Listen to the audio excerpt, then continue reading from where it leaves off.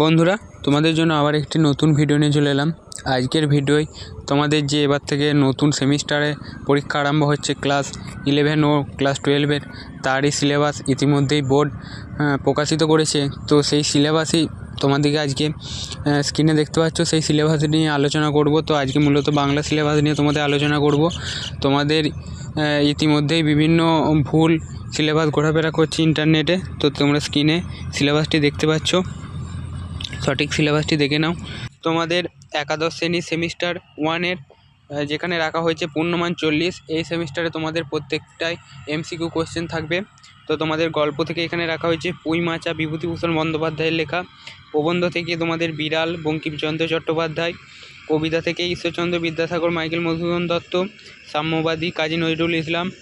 আচ্ছা, আন্তর্জাতিক গল্প থেকে বিশাল ডানাওয়ালা এক থুরথুরে বুড়ো, মার্কেজ।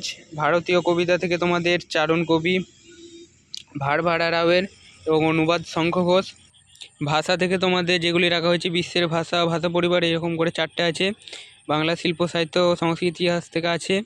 পর্ব 2-এ তোমাদের মধ্যযুগের বাংলা সমাজ ও সাহিত্যের প্রধান ধারা, শ্রীকৃষ্ণ কীর্তন, বৈষ্ণব পদাবলী, এগুলো সব আছে। এবারে তোমাদের যেটা একাদশ শ্রেণী সেমিস্টার 2, এখানেও তোমাদের পূর্ণমান আছে 40। তো তোমাদের এখান থেকে মূলত SAQ এবং বোর্ড কোশ্চেন হবে। তোমাদের প্রথম সেমিস্টারে পুরোটাই থাকছে MCQ, এবং এই দ্বিতীয় সেমিস্টারে তোমাদের SAQ ও বোর্ড কোশ্চেন হবে, যেখানে তোমাদের গল্প থেকে রাখা হয়েছে ছুটি রবীন্দ্রনাথ ঠাকুর, তেল এনাপোতা আবিষ্কার প্রেমেন্দ্র মিত্র। আচ্ছা, তোমাদের গল্প থেকে এই দুটোই রাখা হয়েছে। কবিতা থেকে রাখা হয়েছে ভাব সম্মিলন বিদ্যাপতি। 2, লালন শাহ ফকিরের গান লালন শাহ। 3, তোমাদের নুন জয় গোস্বামী। তোমাদের নাটক থেকে রাখা হয়েছে আগুন, বিজন ভট্টাচার্যর লেখা। নাটক থেকে তোমাদের আগুন, বিজন ভট্টাচার্য, এটা একটাই রাখা হয়েছে। তো এরপরে তোমাদের যেটি আছে সেটা হচ্ছে পূর্ণাঙ্গ সহায়ক গ্রন্থ পঞ্চতন্ত্র সৈয়দ মুজতবা আলী। এখানে তোমাদের বই কেনা, আজব শহরে কলকাতা, 25শে বৈশাখ, আড্ডা, এইসবগুলি রয়েছে। এরপর তোমাদের বাংলা শিল্প সাহিত্য ও সংস্কৃতির ইতিহাস পর্ব 3, আধুনিক বাংলা সাহিত্য, যুগের আধুনিকতা ও ঔপনিবেশিক বাংলার সামাজিক ও ধর্মীয় আন্দোলন, শিক্ষা সংস্কার, গদ্যের উদ্ভব, কবিতা, উপন্যাস, ছোট গল্প, নাটক, যাত্রা ও নাট্যমঞ্চ, প্রবন্ধ, এইসব বিষয়গুলো।